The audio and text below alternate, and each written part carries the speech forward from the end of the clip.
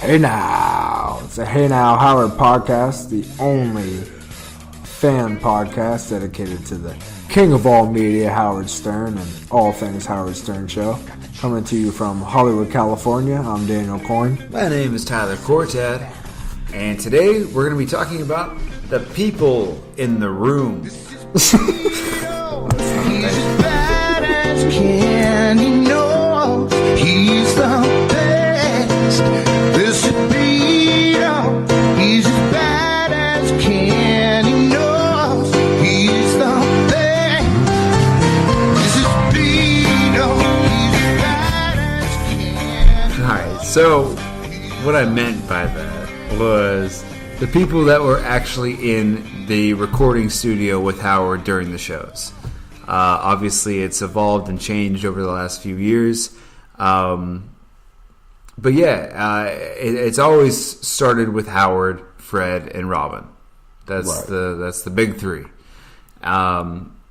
Jackie. Jackie was the first person to kind of have that comedian chair. They created the Jackie chair for Jackie. Then when Jackie left, it went to Artie. And Artie was fantastic. We both love Artie. And then when Artie left, it went to Benjy. And nobody. And when Benjy left, I think Artie and Benjy were kind of at the same time. Benjy was in the studio. You're right. Weird role. Benjy was there in studio while Artie was there. And then when Artie left, Benjy kind of took over Artie's role as well. And then Benjy just was late and could not get there on time, and so Howard kicked him out. And now it's back to just Howard, Fred, and Robin. So we're going to kind of go through the progression of all of that. But yeah, starting with... Actually, we just started whenever it was just Howard, Fred, and Robin. It was basically Fred who was the source of all of the, anytime Howard needed someone to bounce off of, Fred had to take over a lot of responsibilities at that point in the early days. Robin as well. Even just watching the movie Private Parts, they all were in on the games. They all had to do bits. They all had to do impressions, as good or bad as they may have been. But like that was the big three and Jackie as well eventually. But in the beginning, it was the three of them. Yeah, and I think Fred was definitely involved with a ton of songs and extra bits for the show, which you'll still hear his voice on some bits, but a lot now they'll have some other writers or staff members do a lot of the pre-recorded bits or the voices, but Fred was definitely always and still is a huge influence on the recorded bits, the pre stuff that they do. And then Robin's always been that co-host, that person for Howard to have a conversation with, bounce ideas off of, be a contrarian, be the female in the room. Definitely brings her own perspective and has been an awesome co-host, adding her own comedy. And ultimately just her laughter. She's got a great laugh, bounces off of Howard's jokes well. But then we get into Jackie. Yeah, when Jackie came in, everything changed. Jackie, even like Stuttering John, those guys were in the studio a lot. He's had a lot of guys throughout the years that had heavy influence in the show that are no longer there. Right. But as far as like being that, a constant force in the studio, Jackie was the first one that came in as that fourth member, as he liked to call it. They were like the Beatles, which was a funny, thing that they always talk about, how he referenced them. But Jackie was that fourth guy that came in, and he was the first one that was a comedian. In a comedy show that was surrounding three people that weren't traditional comedians.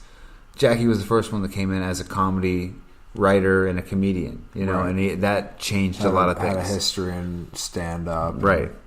Had his own career going. Exactly. And I think that's what changed the show in a sense, because the person in that chair since Jackie has had that role. You know what I mean? The person that's in the studio since Jackie has had to kind of fulfill the constant comedian role of the show, in a sense of, and I think a lot of things that the audience doesn't even see is just writing one-liners, writing lines to send to Howard, passing notes to Howard. And I think Jackie did that a lot. I think Artie did that a lot, and I know Benjy did that a lot. But I think that started with Jackie. Yeah. Yeah, and I think Jackie ultimately is kind of the case study for the group, too, of being the kind of butt of the joke of what happens when you fall away from the Stern Show or think that you are bigger than, Jackie thought he was going to come out to where we are now, Hollywood, and punch up scripts. Punch up scripts! Ultimately, that didn't work out so well. So, I think Howard also didn't work for me either, to, Jackie. Don't feel bad. I think Howard also likes to bring that up, is that, yeah, these guys are funny, they have talent, but also don't try to step outside and don't try to be bigger than you are, because ultimately this show is basically your peak of your career. Mean, that's what it's been for Artie. Right. That's what it's been for Jackie, even if it looked like maybe at the time they were going to be on to bigger and better things.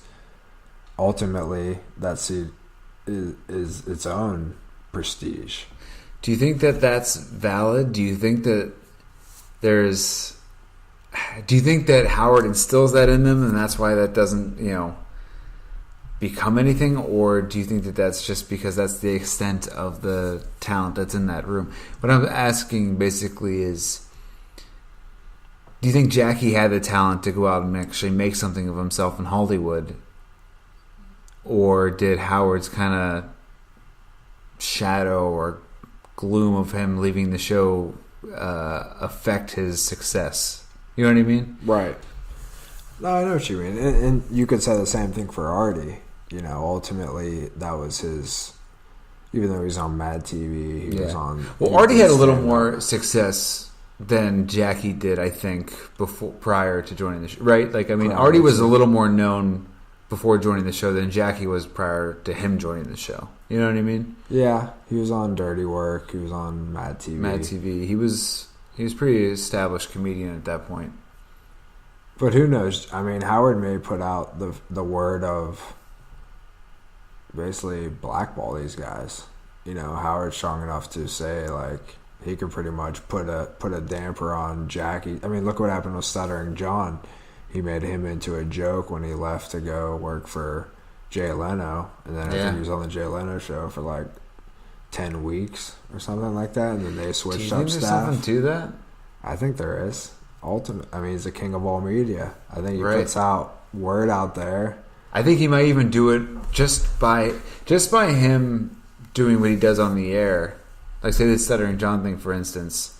He goes to Jay Leno, and just by Howard making it known that that's fucked up, making a joke out of him, being like, this guy, let's play his audition tape over and over again. Let's beat this thing into the ground. Which in that particular example sucks, because even Howard said he took what anyone would have. He took way more money.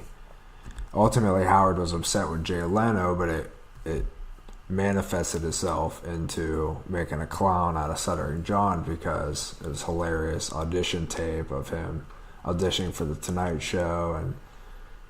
But yeah, I think there is something to that Howard doesn't want to see these guys be a success. He makes it he still jokes about Jackie, punching up scripts in Hollywood and what he wouldn't be, what he should have been if he would have stuck around. Right. So I don't think that he wants to see them succeed once they step outside the studio.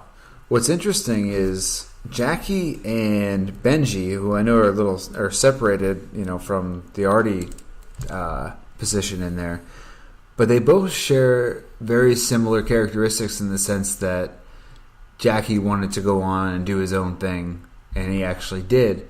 But Benjy talks about wanting to go on and do his own thing, but never actually has. You know what I mean? This Facebook Live. Do you think he actually has real plans of that, though? I don't think he's ever actually. I think that he actually. I think he has a fantasy of wanting of doing it, like JD producing, like JD directing. Yeah, and it's just, and I think that it's at least Jackie, when he was there, he did stand up, and so whenever the show wasn't going on, he would go do his stand up. And Benjy wants to kind of be something and do something, but he hasn't done anything outside of it. So except for his own Facebook Live thing, So it's weird, but he's also talked about that's part of his resentment and contention with the show and with Howard is I feel like I'm not being. You've heard those conversations with Benjy and Howard where he feels like I'm not being fulfilled here or something like that. Right. So, but I think that's a product of him just working there for 20 some years and thinking that, if I could make my own thing, then I'd have my own name for myself. Sure. I think that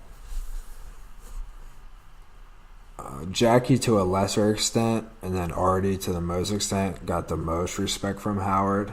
I think that Jackie was a little bit his equal, but I actually think that Artie is one of the few people in show history that Howard actually treated as his equal and kind of gave him that respect, whereas when Artie's telling a story, it would just be treated with respect more as if Richard was or if Sal was, or he wasn't looking for an angle to make fun of them. Right. He wasn't just waiting to... He was legitimately taking them as an equal staff member instead of looking for how can I make a joke at each line. Which, I mean, Howard makes great with the other guys, but I think Artie ultimately had that respect, and I think that there hasn't been anyone before or since that quite had that angle that Artie did that was truly, one of the equals with Robin and Howard. That's a great point, because you're right. Jackie didn't get that respect. Benjy definitely didn't get that respect. Benjy got the least amount of that respect. Right. It was the exact polar opposite with Benjy in the studio than it was with Artie in the studio.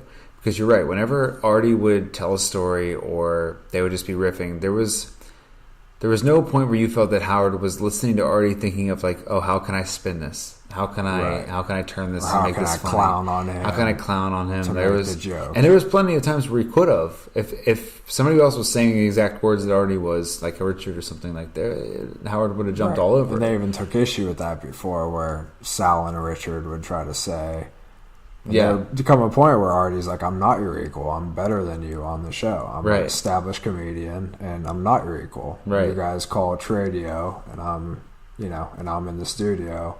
That's fucking next great. to Howard. That's why I fucking love Artie. Right. Artie was the best. And maybe that's why Howard loved him. Yeah. He had the balls. Right. And that's why we still love him. Yeah. Even though he's fucked up. Yeah, it sucks that Artie had its issues because Artie was fucking awesome in the studio, man. There was something really special about Artie in studio. That was a great era. It was a great era, and there was more fun to be had with that era. Absolutely. Because I don't know, there was something really cool about Howard seeing Artie as that, and they were so opposite in the way they carried themselves, like polar opposites. You know what I mean? Like Howard just so meticulous and careful, and Artie just kind of living his life. And that's probably what Howard loved about it too. And it was cool dynamic to see Howard just be cool with it. He was fascinated with it. Right. I think, and letting Artie just kind of express himself, and again, just watching that dynamic was really interesting. Yeah, it sucks that it kind of got cut short. And I still don't think that anyone's better than having Artie as that additional person on the mic, that quick wit. I mean, at that time, it's Artie, Howard, Fred, and Robin, all with live mics, all jumping on. You got four of the quickest wits in entertainment going at it, and just some of the stuff that they would come up with, improv or based off a caller or off a whack packer, that was really some of the best stuff that the Stern Show ever produced. Yeah. And I bet Howard would say that. Right. That was a great, when they first, kind of the end of the K-Rock coming to satellite, and then kind of reintroducing the show into that more uncensored, and then establishing more topics that they could talk about. That was just a great era in the Stern Show. And here's why I think Howard probably loves that era, not just with Artie, but even Benjy, maybe not so much. But, Jackie and Artie, having him in the studio, I feel like Howard doesn't have to work as hard. And he's got to love that. Right. You know what I mean? Like if he has Artie in studio and it's up to Artie to tell a story for 5 minutes even. That's 5 minutes that Howard doesn't like. He doesn't need to. I mean, he's going to be on. He's always on, and it's his show. But he trusts somebody enough to know that like, all right, I can give this up for a minute and it's still going to be entertaining. A lot of people, a lot of trust there. A lot of trust, and with his staff. He has to work twice as hard. You know what I mean? Ronnie comes in. Ronnie's not funny. I mean, Ronnie's ridiculous, but right. Ronnie's only funny because of Howard and Fred in studio talking about Ronnie while he's talking. And that's the case with most of the people. A lot of the Whack Pack. Yeah, a lot of the Whack Pack. Like a lot of people interested on staff. So I'm sure there's a part of Howard, if you admit it or not, that misses that aspect of it, where it's like I have somebody else in studio that I could trust, and I think that's a big part of it. Like that he probably misses, and I'm sure he had that with Jackie too. After after years, where he trusts somebody that like, all right, if I give this up to them for a minute or two, it's still going to be entertaining for the audience, because that's all he really cares about. You know. Yeah, there was a lot of trust involved in that era, and we really haven't seen it since. And Robin obviously has always been there, and Fred, but now they do a good job of bringing more of the guys in the back, and Chris Wilding and Mamet and obviously JD, and Richard Sal. These guys have always been a part of the show, but and they're great. That like core element in the room with the open mic, the hot mic on. I don't think anyone before or after has done it like Artie, and I think that every Stern fan has a soft spot in their heart for Artie. Sure. Yeah, I know I do, man. Yeah, man, I watched that show Crashing on HBO. Artie was in the first 2 seasons. I think it's in season 3 now. He's so fucking good, and he's so funny in that show, and like very talented. And it kind of just like it brings you back, for me, like it brings me back to like the Artie from the show, just like that. And just, I mean, basically just because it's Artie, and you get to see him, not his act necessarily, but like he's so good at just, I don't know, man. Like you get a piece of him from that show, and just like you got a piece of him from the Howard Stern show, and yeah, man, it makes me miss him. And I know he's going through shit right now, so that sucks to see that go on. But he was really good in that show, and like it kind of brought back a lot of the Howard Stern memories too. And I'm like, fuck, I wish he was still on that show too. Yeah.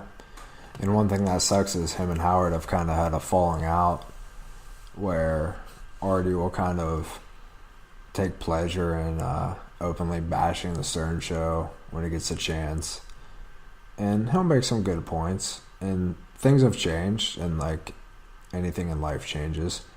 But I think that there's definitely been that falling out where now you'll see way less of Artie on Sternthology. I think they're definitely making steps away from Artie, and anyone would do that gets publicly bashed. I don't think Howard's going to welcome that with open arms, and I think Howard's done a good job of just kind of not going there and not, I guess, stooping to that level. But maybe 10, 15 years ago, Howard would have went on an hour-long rant and just bashed Artie into oblivion. But I think that he doesn't want to play that game either. I think that he still has that. Ultimately, I think that he really just loves Artie, and he doesn't want to put him in any bad situation. He doesn't want to go on the air for an hour and totally bash him. So I think that both have kind of taken their jabs, but maybe now it's a little bit leveled out, and Artie will always have his respect in the Stern show universe. Yeah, I think that Howard just doesn't want to. He's just not going to address it. I mean, he wants the people to think that this isn't even on my radar. This isn't even on the forefront of my mind. And it probably isn't. Like to say, like the things that Artie says about him in the show. I'm sure he hears it. I'm sure he listens to it, but he's not going to address it. You're right. I think that there's a part of him that's like he has a soft spot for Artie, and he just doesn't want to go there. Yeah, he knows he has. He lightly touched on it, a little bit at the beginning, just kind of saying that because people say, hey, why don't you have Artie on? Why don't you have a reunion?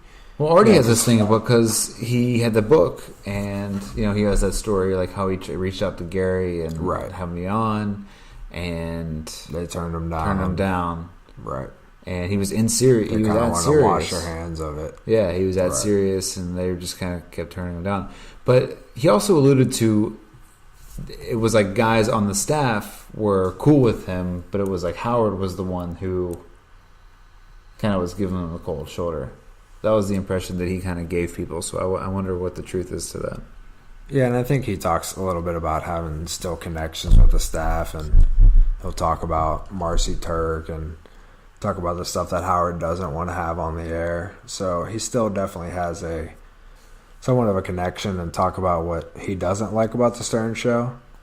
But I do think that, and Howard used to kind of lightly touch upon, let's be honest, Howard only has a couple more years, so a topic that has been brought up is, does Howard address these things as kind of, for instance, does he have Jackie on another time before the show's over?